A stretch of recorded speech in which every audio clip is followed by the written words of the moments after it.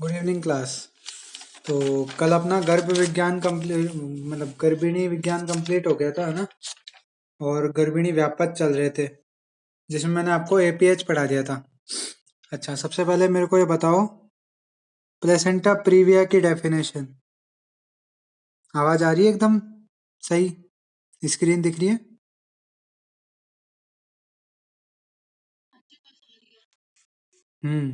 तो antepartum haemorrhage की definition बताओ। हाँ, प्लेसेंटा प्रीविया के बताओ पहले।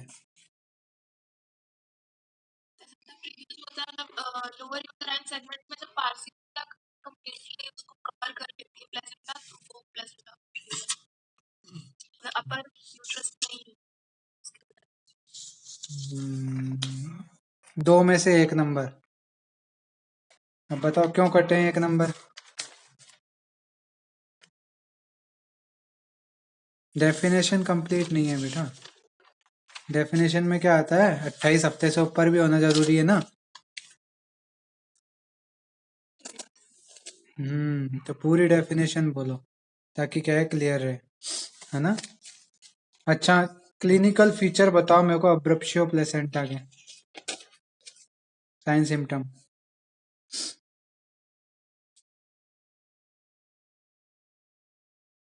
रिवाइज किया था इनको?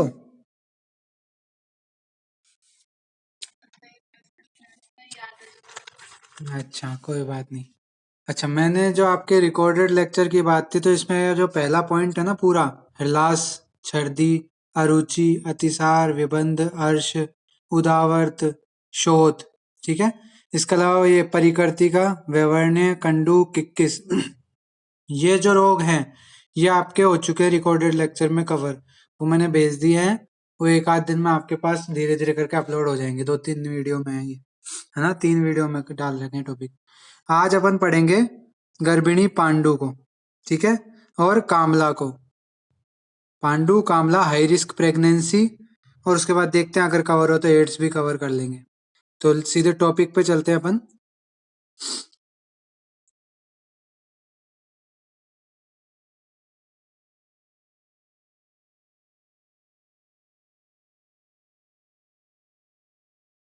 हम्म तो अपना टॉपिक है आज का गर्भिणी पांडु। पांडु मतलब एनीमिया, ठीक है। अब देखो क्या बात है, कि जो पांडु रोग और कामला रोग जो है, वैसे तो गर्भिणी में होने वाले सभी रोगों में, एक ज्वर को छोड़ के, बाकी सभी रोग जो है सामान्य इंसानों की तरह ही होते हैं गर्भिणी में भी। बस ट्रीटमेंट का आपको थोड़ा सा बेसिक ये रहना चाहिए, जो मैंने से एक सामान्य चिकित्सा सिद्धांत बताया है गर्भिणी का, जो भी आपको रिकॉर्डेड लेक्चर मिलेंगे ना, उसमें थोड़ा सा रिवाइज कर देता हूँ मैं। हो सकता है थोड़ा शोर आए आप लोगों के पास, पीछे बैकग्राउंड में वो चल रहा है थोड़ा, डिस्को विस्को जो भी है, तो उस चक्कर में। तो मैं बता रहा था गर्भिणी की सामान्य चिकित्सा। वैसे तो मैंने रिकॉर्डेड लेक्चर में मिल जाएगा, पर फिर भी मैं एक बार आपको बता देता हूँ, ठीक है। रुको।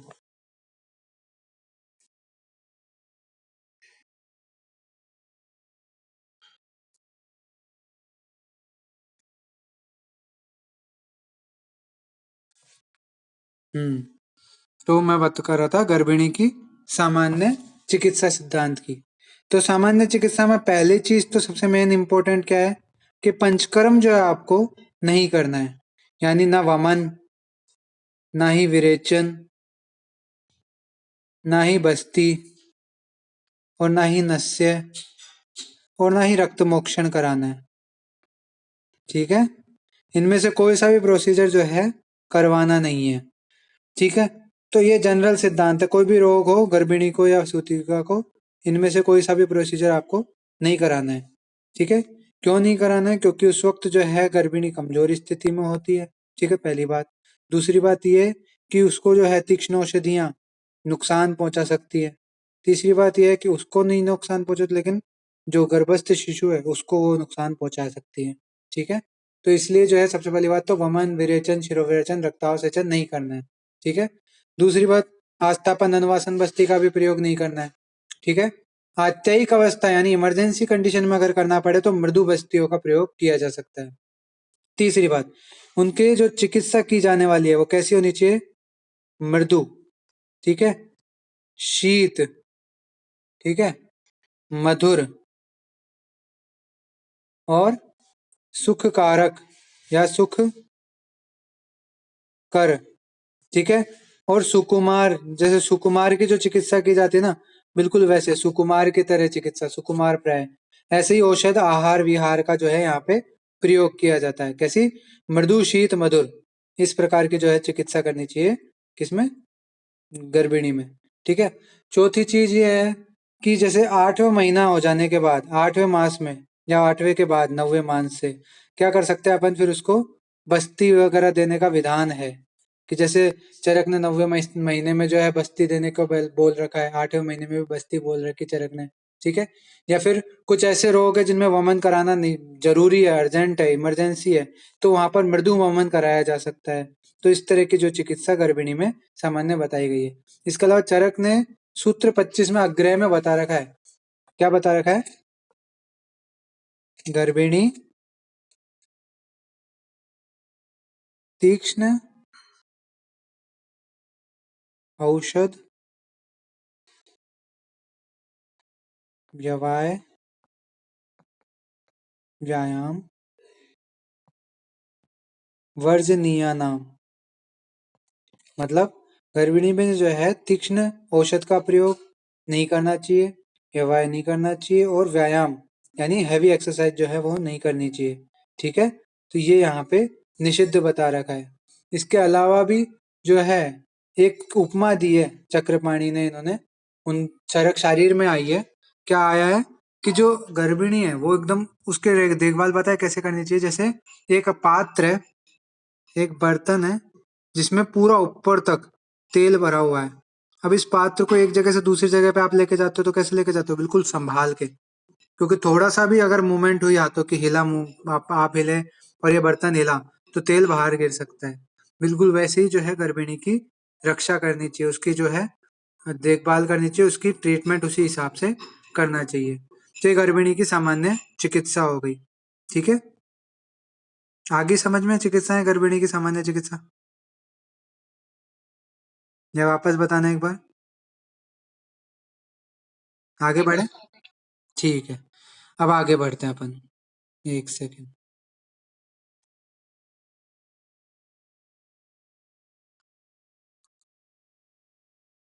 हम्म तो ये तो होगी सामान्य चिकित्सा के बाद।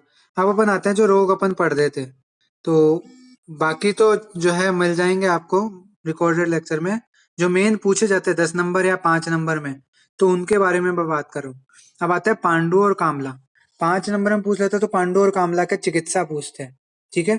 2 नंबर में पूछते हैं तो 2 नंबर में बस गर्भिणी में होने वाले व्यापदों के किन्हीं 4 व्यापदों के ऐसे नाम पूछ लेते हैं, बस इतने आता है। 10 नंबर में आता है तो मॉडर्न और आयुर्वेद दोनों लिखने होते हैं, कि गर्भिणी पांडु को एक्सप्लेन करो या गर्भिणी जो कामला है उसको एक्सप्लेन करो। तो इस तरह से वहां पे क्वेश्चन आ जाता है। जनरली इस चैप्टर से 2 या 5 नंबर से ज्यादा क्वेश्चन आता नहीं है, पर कभी कभी जो है ये 10 नंबर में उठ के आ जाते हैं क्वेश्चन, इसलिए इनको पढ़ना जरूरी है, ठीक है। तो यहाँ पर बात करते हैं पहले गर्भिणी पांडु की या जेस्टेशनल एनीमिया की। संहिताओं में पांडु रोग का सामान्य वर्णन है, जैसे चरक में भी है, चरक चिकित्सा में 16 में, ठीक है। तो वैसे ही है, पांडु का वर्णन तो है, किंतु गर्भावस्था में इस व्याधि का रूप अथवा गर्भ एवं गर्भिणी पर इसके विशेष प्रभाव का उल्लेख, किसी विशेष चिकित्सा का वर्णन जो है यहाँ नहीं मिलता है। यह व्याधि अन्य के समान गर्भिणी को भी हो सकती है, मतलब अलग से गर्भिणी को होने वाले अलग पांडु रोग का वर्णन नहीं है। जो सामान्य पांडु रोग का वर्णन संहिताओं में बताया जाता है ना, वही वर्णन है, वही चिकित्सा है, ठीक है। पांडु के सामान्य लक्षण क्या है? कर्ण क्षुएड़। क्षुएड़ मतलब ऐसे जैसे कान बजने जैसा होता है ना सीन, कि कान बजते हैं, कई बार आवाज आती है कान में, तो वो कर्ण क्षुएड़ होता है। मंदाग्नि, कि अग्निमांद्य होता है, ठीक है। दौर्बल्य, अंग शैथिल्य, अंगों में शिथिलता हो जाती है, खून की कमी होती है। जब आपने देखा होगा, जब आप खून की कमी होती है किसी पेशेंट को, उसको देखना, एक तो कलर उड़ा हुआ होता है उसके पूरे शरीर का, ठीक है। दूसरी बात, कमजोर सा होता है, थका हुआ रहता है, अंगों में दुर्बलता शिथिलता रहती है, उसको भूख नहीं लगती ज्यादा, ठीक है। अन्य अगर उसको कोशिश भी करते हैं खिलाने की तो वो अन्य द्वेषी हो जाता है, ठीक है। थकावट, चक्कर आते हैं बार बार, हीमोग्लोबिन की कमी से होता है ना, जिसका एनीमिया की कंडीशन होती है, उसको चक्कर बार बार आते हैं, ठीक है। गात्रशूल, हाथ पैरों में दर्द होता है, ठीक है। ज्वर, श्वास गुरुता, अरुचि। अच्छा, ज्वर और श्वास क्यों हुए? क्योंकि कमजोर रहता है शरीर, ठीक है, तो उससे क्या है, ज्वर और श्वास रोग की उत्पत्ति हो जाती है। अरुचि होती है। शून अक्षिकूट, जो अपने अक्षी और अक्षिकूट है, यानी जो अपने आई बॉल है, आई सॉकेट है, उसमें क्या है, सूजन होती है, आंखों के आसपास चारों ओर सूजन दिखाई देती है, ठीक है। कृष्णता, कमजोर हो जाता है व्यक्ति।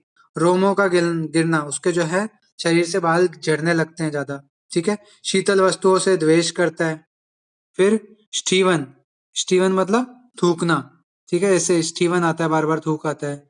अल्पवाक, कम बोलता है, अब चूंकि उसके शरीर की बस की नहीं है, फिजिकली वो थका हुआ है बुरी तरह, पेशेंट फील करता है, तो वो अल्पवाक्य हो जाता है, कम बोलता है। और पिंडिकोद्वेष्टन, इस तरह के इसके लक्षण दिखाई देते हैं। फिर बात करते हैं भेद की। तो भेद आपको पता है, सामान्य भेद 5 होते हैं। पांडु के कौन कौन से? वातज, पित्तज, कफज, सन्निपातज और मृतिका भक्षण जन्य। चिकित्सा सूत्र की बात करें तो वातज पांडु है तो वात का क्या है, स्नेह चिकित्सा करते हैं, तो स्नेह प्रदान जो है औषध का प्रयोग किया जाता है। पित्तज में तिक्त और शीतल वीर्य औषधों का प्रयोग किया जाता है। कफज पांडु में क्या है, उष्ण वीर्य और कटु तिक्त रस युक्त द्रव्यों का प्रयोग किया जाता है।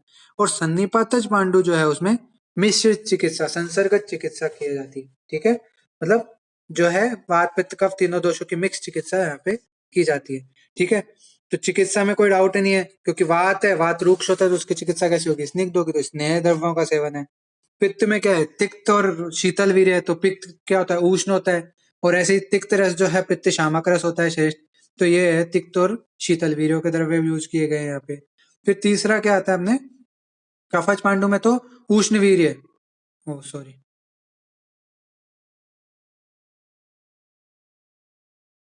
हम्म, तो उष्णवीर्य, ठीक है, उष्णवीर्य द्रव्यों का प्रयोग है। और कटु तिक्त रस युक्त औषध, ठीक है, तो उष्ण हो गया और कटु तिक्त हो गया, सभी क्या है, कफ शामक होते हैं, तो उनका प्रयोग किया गया। संधिपातज में मिक्स चिकित्सा आपको बताइए। फिर आती है चिकित्सा योग वगैरह की बात कर दो। पुनर्नवा मंडूर, ये बहुत अच्छा काम करता है, एनीमिक पेशेंट होता है, अपने आयुर्वेद में जरूर देते हैं उसको पुनर्नवा मंडूर। इसके अलावा सीकेडी, क्रॉनिक किडनी डिसऑर्डर्स के पेशेंट को भी पुनर्नवा मंडूर दिया जाता है। क्यों दिया जाता है? क्योंकि किडनी जो है उससे एक हार्मोन सिक्रिएट होता है, कौन सा? इरिथ्रोपोइटिन।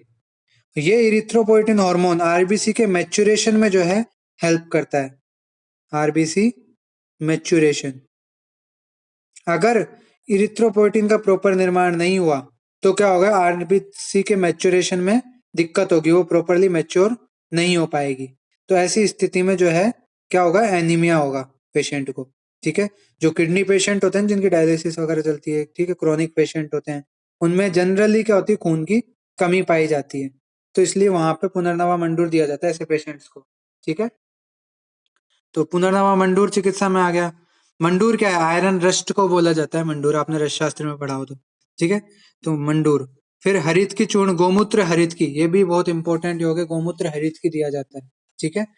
फिर 7 दिन तक दूध के साथ गोमूत्र भावित लोह भस्म का सेवन। अब यहाँ पे लोहा ही लोहा खिला रहे, क्यों? आयरन की कमी दूर करने के लिए, इस हिसाब से, ठीक है। तो ये हो गया अपना क्या, गर्भिणी पांडु रोग। अब आता है एनीमिया की, कि anaemia during pregnancy. Anaemia is the commonest haematological disorder that occur in pregnancy, ठीक है। क्यों होता है? डब्ल्यूएचओ के अनुसार गर्भावस्था में जो है 11 ग्राम परसेंटेज जो है उससे कम नहीं होना चाहिए हीमोग्लोबिन की मात्रा, ठीक है। अगर उससे कम होती है तो वो एनीमिक कही जाती है, ठीक है।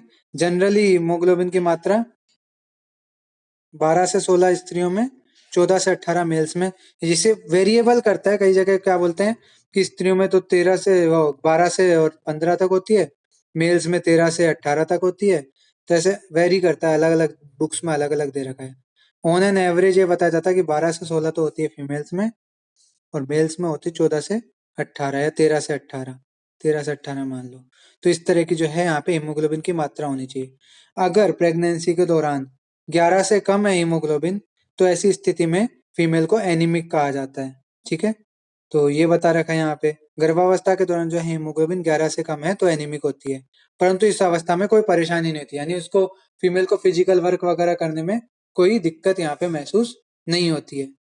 अगर हीमोग्लोबिन 8.5 से कम है, 8.5 ग्राम परसेंटेज से, तो गर्भिणी अपने रोजमर्रा के काम करने में असमर्थ होती है, मतलब डेली रूटीन के काम जो है वो नहीं कर पाती है प्रॉपर, उसको थकान महसूस होती है, सांस लेने में दिक्कत होती है, ठीक है। चक्कर आना, ये सारे लक्षण जो है उसको डिजीनेस, ये सब फील होते हैं। अगर हीमोग्लोबिन 5 ग्राम परसेंटेज से कम है तो फीमेल को कार्डियक फेलियर हो सकता है, यानी दिल का दौरा पड़ सकता है। ठीक है, तो ये अपने WHO के अनुसार मेजरमेंट बता रखे हैं कि हीमोग्लोबिन की कितनी मात्रा पे वो कितनी एनीमिक कंडीशन होती है। ठीक है, अब क्लिनिकल फीचर की बात करते हैं एनीमिया में।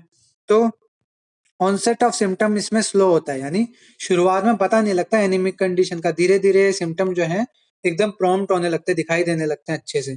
ठीक है, सिम्टम क्या क्या हो सकता है? पैलर ऑफ म्यूकस मेम्ब्रेन, कि जो है उसके शरीर का जो है पैलर वर्ण का होना। ब्रीथलेसनेस, अब चूंकि हीमोग्लोबिन में क्या होता है? एचबी। एचबी क्या काम करता है आप जानते ही है, ऑक्सीजन को बाइंड करने का काम करता है, ऑक्सीजन को बांधता है, अपने साथ जोड़ता है और फिर टिश्यू तक पहुंचाता है। ठीक है, मतलब लंग्स में जो है ऑक्सीजनेटेड ब्लड बनता है, डीऑक्सीजनेटेड ब्लड होता है, उसमें हीमोग्लोबिन होता है, फिर ऑक्सीजन आती है, हीम भाग में जो है वो आके जुड़ जाती है, फिर ये ऑक्सीजनेटेड ब्लड आगे जाता है, हार्ट में जाता है, हार्ट से फिर वो बॉडी में पूरी जगह सर्कुलेट किया जाता है, फिर वो टिश्यूज में पहुंचता है, टिश्यूज से क्या होता है? हीमोग्लोबिन से क्या होता है? वो जो ऑक्सीजन बॉन्ड है वो अलग हो जाता है, वो टिश्यू में चला जाता है। तो यहाँ पर क्या हो रहा है कि जो हीमोग्लोबिन ही कम पड़ रहा है अगर, तो क्या होगा? ऑक्सीजन कम लेगा वो। ठीक है, ऑक्सीजन कम होगी तो टिश्यू को पास ऑक्सीजन कम पहुंचेगी, तो क्या होगी? ब्रीथलेसनेस, सांस लेने में दिक्कत होगी। डिजीनेस, चक्कर आना। टायर्डनेस एंड लिथर्जी, जो हाथ पैर होते हैं ढीले पड़ जाते हैं, थकान होती है। ठीक है, ये तो हो गए नॉर्मल सिम्टम्स जो बेसिक दिखाई देते हैं। सीवियर एनीमिया में क्या होगा? टेकिकार्डिया, हार्ट बीट एकदम से बढ़ जाएगी। क्यों बढ़ जाएगी? क्योंकि क्या होगा, हार्ट के पास मैसेज, हार्ट पता है क्या होगा, उसके पास ब्लड कम पहुंचेगा, तो ब्रेन को बोलेगा कि भाई क्या किया जाए इस सिचुएशन में। फिर ब्रेन ब्रेन हार्ट को सिग्नल देगा कि भाई पंपिंग बढ़ा दो, तो वो पंपिंग बढ़ाएगा। और हार्ट बीट होती क्या है? पंपिंग ही तो होती है। तो पंपिंग 1 मिनट में 72 बार हो रही थी, अब ज्यादा हो जाएगी, 90 से भी ज्यादा हो जाएगी। ठीक है, तो वो टेकिकार्डिया की कंडीशन। क्यों? ऑक्सीजन सप्लाई को मेंटेन रखने की कोशिश, इसलिए जो है यहाँ पे टेकिकार्डिया पाया जाता है। फिर renal hypoxia due to sodium retention and oedema. अब चूंकि क्या है, ऑक्सीजन कम है, तो उसके कारण क्या हो रहा है? किडनी पर भी प्रेशर पड़ रहा है, तो किडनी पर भी प्रेशर पड़ेगा, ब्लड में ऑक्सीजन है कम, तो रीनल में क्या होगा? हाइपोक्सिया हो जाएगा। हाइपोक्सिया के कारण क्या होगा? वहां पे सोडियम पंप जो होते हैं, सोडियम चैनल जो है वो प्रॉपर काम नहीं कर पाएंगे, तो सोडियम का रिटेंशन शुरू हो जाएगा। सोडियम का रिटेंशन होने से वहां पे क्या होगा? आसपास का जो फ्लूइड होगा टिश्यूज में, वो क्या करेगा? वहां किडनी में आके इकट्ठा होने की टेंडेंसी रखेगा, तो वहां पे इडीमा पाई जाएगी। क्यों पाई जाएगी? जैसे आपने पढ़ा होगा, ये अपने पास एक मतलब है ना, ऐसा है, मेम्ब्रेन है एक। ठीक है, जिसको पारगम्य झिल्ली अपन बोलते हैं। इसके अंदर सॉल्ट ही सॉल्ट है। ठीक है, और थोड़ा बहुत पानी है। ठीक है, और चारों तरफ यहाँ पे पानी ही पानी है। अब क्या टेंडेंसी होगी पानी की? अंदर की ओर जाने की। क्यों? सोल्ट है यहाँ पे, जो परासरण दाब ज्यादा है, तो अंदर की ओर जाएगा यहाँ पे। ठीक है, तो यहाँ पे पानी अंदर इकट्ठा होने लग जाएगा, इकट्ठा होगा तो ये भाग पूरा क्या होगा? स्वेल होकर फूलने लग जाएगा ये मेम्ब्रेन। ठीक है, तो बिल्कुल ऐसा ही होता है टिश्यू के साथ। सोडियम पंप काम नहीं कर रहे, तो सोडियम क्या हो रहा है? रिटेंशन हो रहा है, सोडियम इकट्ठा हो रहा है। अब जिस टिश्यू में सोडियम इकट्ठा हो रहा है, वो आसपास के टिश्यूओं से क्या होगा? पानी कलेक्ट करेगा अपने अंदर, तो इसलिए सूजन हो जाएगी उस जगह पे, इडिमा हो जाएगी। ठीक है, तो ये एडिमा हो गई। सॉफ्ट सिस्टोलिक मुरमुर, तो सिस्टोलिक जो साउंड है उसमें क्या है? मुरमुर का सा साउंड आने लग जाता है। ठीक है, इसके अलावा क्रेपिटस, क्रेपिटस जैसे आपने कभी देखा होगा बुजुर्ग लोगों में, या कई बार अपने भी होता है यंग एज में भी, आजकल तो क्या है खान पान ऐसा हो गया, तो कई बार कटकते हैं ना, जैसे जॉइंट्स, जैसे चलते हैं घुटनों में कट कट की आवाज आना, या फिर कोई भी और जॉइंट में कट कट की आवाज आना, तो उसको बोलते हैं क्रेपिटस। ठीक है, क्रेपिटेशन पाया जाता है यहाँ पे। Myocardial hypoxia lead to heart failure, अगर खून की बहुत ही ज्यादा कमी है या हीमोग्लोबिन की बहुत ही ज्यादा कमी है, तो वो हार्ट जो है उसको भी प्रॉपर ब्लड नहीं मिल पाता, तो वहां भी हाइपोक्सिया की कंडीशन के कारण नेक्रोसिस होता है, जिससे हार्ट फेलियर हो जाता है। तो ये सारे इसके क्लिनिकल फीचर हो गए, यानी साइन सिम्टम्स हो गए। ठीक है, फिर बात करते हैं ग्रेडिंग की। अलग अलग ग्रेडिंग बताई गई है, टाइप्स बता दें अपन इसको। तो माइल्ड, मॉडरेट और सीवियर टाइप का एनीमिया होता है। माइल्ड में 8 से 10 ग्राम परसेंटेज तक अगर हीमोग्लोबिन होता है तो माइल्ड, 7 से 8 होता है तो मॉडरेट, और 7 से भी अगर कम है तो वो सीवियर एनीमिया की कंडीशन कही जाती है, जहां पे ब्लड ट्रांसफ्यूजन की जरूरत पड़ती है। ठीक है, फिर अपन आगे चलते हैं इन्वेस्टिगेशंस के लिए। तो सीबीसी कराते हैं, तो ये MCHC, MCV, PCV, RBC count, HB estimation, ये सारे जो क्या कहला इसमें आ जाते हैं ना, ये सब किस में आ जाते हैं, सीबीसी में आ जाते हैं। तो एकदम मैं इसको सबको मिला के, शुरुआती 6-7 पॉइंट है, इनको मिला के बोल सकता हूँ सीबीसी, कंप्लीट ब्लड काउंट। तो सीबीसी कराते हैं, स्टूल एग्जामिनेशन रूटीन और माइक्रोस्कोपिक कराते हैं, और यूरिन एग्जामिनेशन रूटीन और माइक्रोस्कोपिक कराते हैं। ठीक है, कल्चर भी कराते हैं, यूरिन कल्चर। ठीक है, और तो ये हो गया अपने इन्वेस्टिगेटिव टेस्ट। ठीक है, इन्वेस्टिगेशंस करते हैं इससे। फिर आता है अपने जनरल ट्रीटमेंट। सबसे पहले तो डाइट ऐसी रखनी चाहिए जिसमें अपन को आयरन या प्रोटीन वाली डाइट देने की कोशिश करनी चाहिए। ठीक है, मल्टीविटामिन चलाने चाहिए, एसिड पेप्सिन देना चाहिए। किसके लिए, एपिटाइट को इम्प्रूव करने के लिए और डाइजेशन को बिल्कुल सही करने के लिए। क्योंकि अपन ने पढ़ा था ना पांडु में, मंदाग्नि अरुचि वगैरह रहती है, तो इन सबको दूर करना जरूरी है। तो उसके लिए यहाँ पे सब काम किया, मल्टीविटामिन, प्रोटीन और आयरन की जो है डाइट दी है। अप्रोप्रिएट एंटीबायोटिक थेरेपी, अगर ऐसा है कि जैसे अब मैंने आपको बताया कि एनीमिया किडनी की प्रॉब्लम के कारण भी होता है, क्रॉनिक किडनी डिजीज के केस में। ठीक है, कि किडनी में कोई दिक्कत हो रखी है, या फिर किसी तरह का जॉइंट मतलब आरबीसी की कोई हिमोलाइटिक डिजीज हो रखी है कोई, तो ऐसी स्थिति में क्या होता है कि अगर कोई वायरल या बैक्टीरियल इन्फेक्शन, तो एंटीबायोटिक थेरेपी चलाई जाती है पेशेंट की। तो वो एंटीबायोटिक थेरेपी किसी इन्फेक्शन के कारण अगर एनीमिया हुआ है तो उस केस में। ठीक है, बाकी ट्रीट द कोज, जो कोज है उसके अकॉर्डिंग ट्रीटमेंट होता है। ठीक है, तो ये हो गया अपना जनरल ट्रीटमेंट। अब आती है आयरन थेरेपी।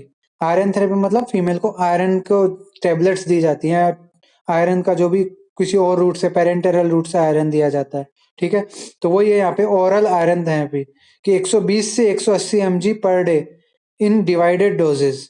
ठीक है, इसमें क्या क्या हो सकते हैं, फेरस सल्फेट, फेरस एस्कॉर्बेट और फेरस फ्यूमरेट, मतलब इनकी टेबलेट्स होती हैं, उनको टोटल डोज दी जाती है पर डे 120 से 180 mg। अब इसको क्या है, 2 भाग में या 3 भाग में डिवाइड कर दिया जाता है कि दिन के में 2 बार या 3 बार या 4 बार आपको ये गोली लेनी है इतनी मात्रा में। ठीक है, तो इस तरह से ओरल थेरेपी होगी। अब इसके कॉम्प्लिकेशन क्या है, गोलियां जब लेते हैं ना तो उससे नोजिया, वोमिटिंग या कॉन्स्टिपेशन या डायरिया जैसी कंडीशन होती है। जैसे एग्जाम्पल के लिए बता रहा हूँ, बहुत से लोग ऐसे होते हैं जो कैल्शियम की टेबलेट लेते हैं ना, तो उनको कॉन्स्टिपेशन हो जाता है। कॉन्स्टिपेशन यानी कैल्शियम की टेबलेट लेते ही उनको मतलब कब्जी हो जाती है, तो इसलिए वो उनके लिए सुटेबल नहीं होती। तो यही है कि एलोपैथी मेडिसिन जो होती है ना, वो केमिकल ही तो होते हैं, वो केमिकल के साइड इफेक्ट जरूर होते हैं। तो वही साइड इफेक्ट यहाँ पे बता रखे हैं इन्होंने, कॉन्स्टिपेशन हो गया, नोजिया वोमिटिंग हो गई, डायरिया हो गया, एपिगेस्ट्रिक पेन हो गया, एपिगेस्ट्रिक रीजन में पेन होना। ठीक है, स्टूल में भी टर्न ब्लैक, कि स्टूल जो है वो काले वर्ण का या ब्लैक वर्ण का हो सकता है, ब्लैकिश हो सकता है। Medication should be take after meal to reduce the discomfort, कि अब ये दवाइयाँ कैसे लेनी चाहिए, हमेशा खाने के बाद ही लेनी चाहिए। ठीक है, इससे क्या होता है, कॉम्प्लिकेशन होने के चांसेस कम हो जाते हैं।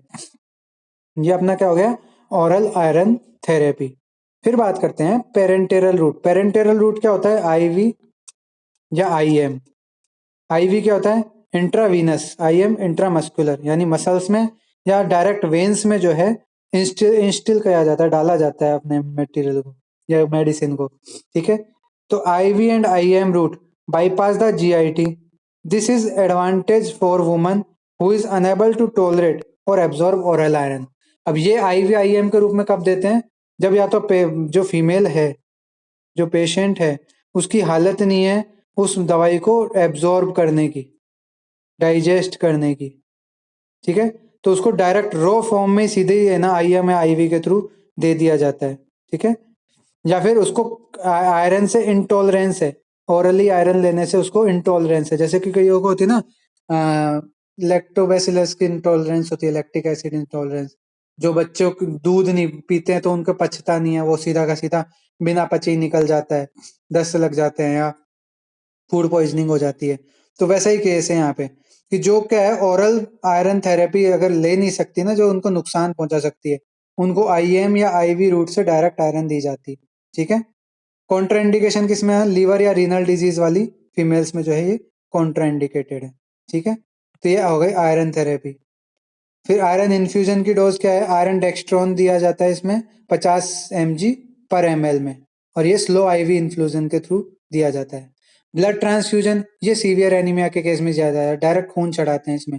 ठीक है, सीवियर एनीमिया और डिलीवरी अगर एक्सपेक्टेड और उसका हीमोग्लोबिन 7 से या 6 से कम हो, ठीक है, उस केस में पेशेंट है ना एनोरेक्सिया की कंडीशन में हो, कि उसको जो है अरुचि हो रही हो, ठीक है, कंजेस्टिव हार्ट फेल्योर हो की कंडीशन हो, ठीक है, कि मतलब उसको जो है हार्ट की कंडीशन हो, उस केस में भी जो है ब्लड ट्रांसफ्यूजन किया जाता है।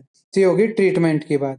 ट्रीटमेंट में अपन ने क्या कहा कि ट्रीटमेंट पहली बात तो कोर्स के अकॉर्डिंग करते हैं। दूसरी बात, अगर कोई इन्फेक्शन के कारण है तो उस इन्फेक्शन का ट्रीटमेंट प्रॉपर एंटीबायोटिक थेरेपी के थ्रू करते हैं।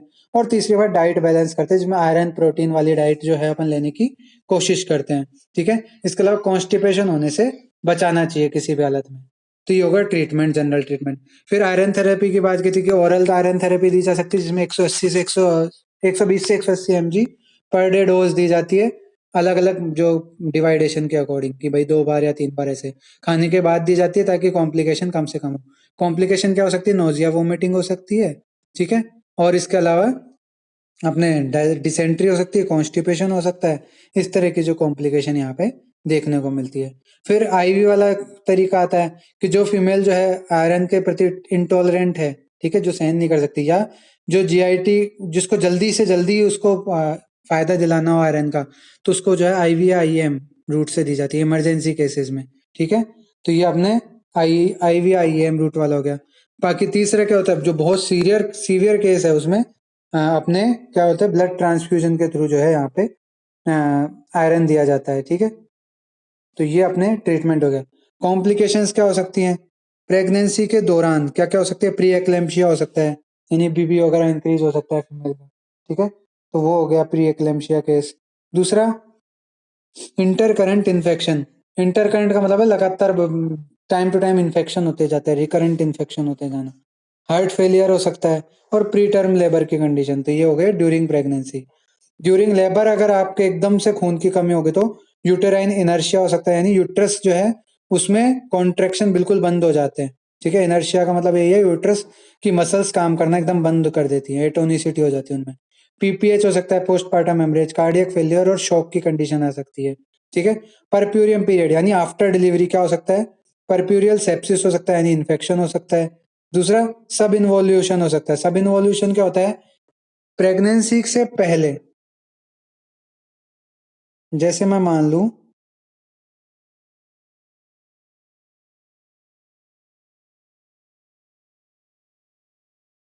ये फीमेल की बॉडी है, ठीक है, ये पेल्विक रीजन है। तो शुरुआत में जो है यूट्रस एक पेल्विक ऑर्गन होता है, ठीक है।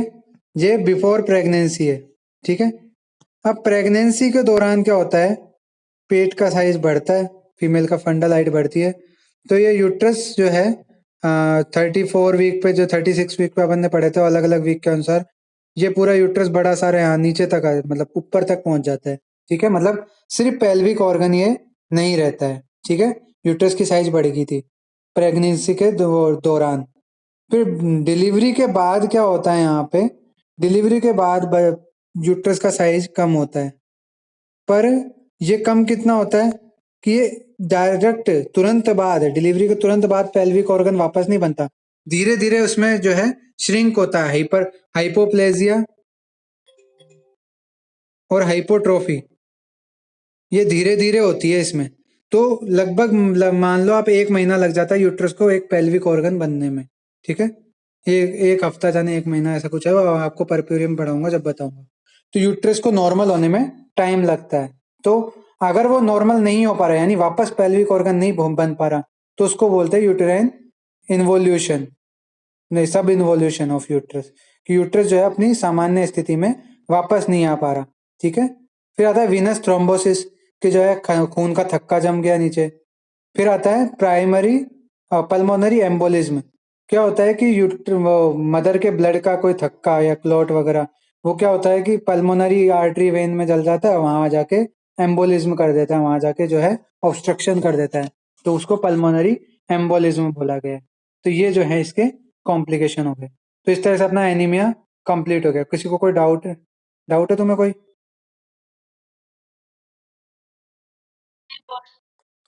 ठीक है, अब वापस मतलब ज्वाइन करना, अपन पढ़ते हैं।